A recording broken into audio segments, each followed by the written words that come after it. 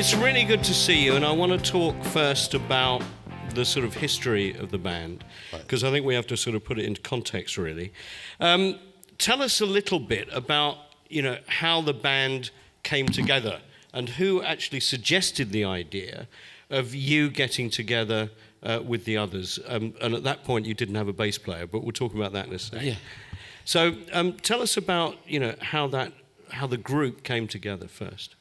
Well, I think, as you know, initially it was just Paul and myself met on a Mott the Hoople tour. He was supporting with a band called Peace, and I'd known him from Free from the Island days. And we just got to talking about songs, and I said, I got all these songs that we don't do in Mott, would you have a go at singing them, And he said, well, he liked the songs that he'd heard, basically. So we decided we'd do some writing together, not actually form a band, just as a side project. And I used to go down to Paul's house and in New Guildford, and we'd sit around and write songs and come up with ideas. And then after a month or so, Simon Kirke turned up out of the blue. He'd been away in South America or something on a holiday, and came and said, hello, mate, hello, Paul, how you doing? Da-da-da.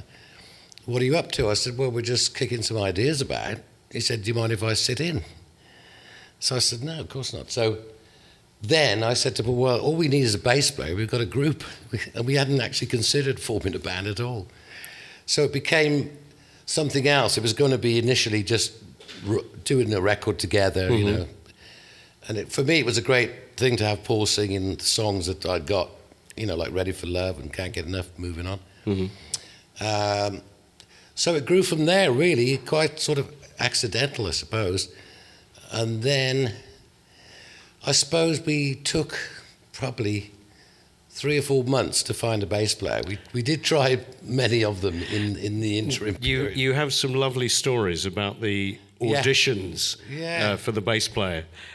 Tell us about these, because there's some very funny ones. Well, I used to keep a notebook. I'm terrible, I was writing things down. When you're in the studio, I always write down the tracks and, run in order. So we had a list of potential bass players that were coming down to audition. And at the time, we were at Headley Grange, which is in the countryside in New Hampshire. And there was a station about a mile away, so every day the office would phone up and say, so-and-so's coming down to try out for the bass job. So Paul and I would go up to the station, pick the poor chap up and bring him back and go through a few songs.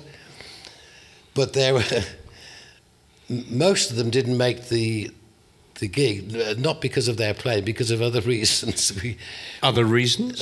Well, one bloke in the notebook, it says, well, I didn't get that, he was foaming at the mouth. This guy would come up to me like playing a bass like this. I'm going, whoa, so intense. So he was called foaming at the mouth.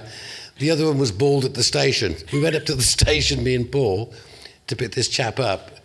And Paul sitting next to me, he suddenly goes like this in his seat. He said, drive on, I've seen him. I said, why? So I can't, you see me? He said, he's bald. I said, well, he's seen me now, it's too late.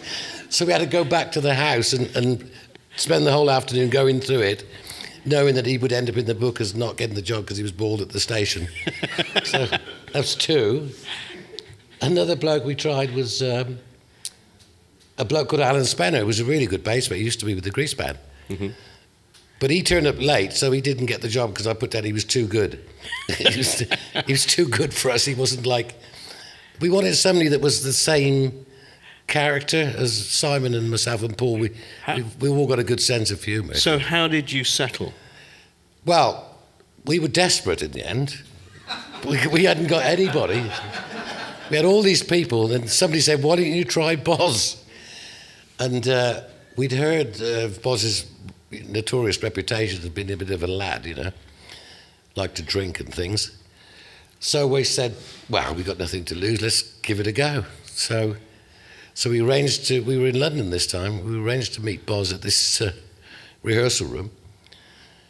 And so we thought, well, I hope this works out. So Boz arrives, half drunk, and Paul says, well, what do you want to do? He said, I want to go to the pub. So we thought, okay. So we all went to the pub and got pissed and came back and played a load of rubbish. And we all sort of thought it was great at the time. The next day, Paul says, "What do you think?" I said, "I don't know, but you offered him the job." He said, "Did I?" I said, "Yeah, you did." He said, "Oh, shit." So that's how we got Boz. It's such a great story. It was hilarious. It was hilarious. So good.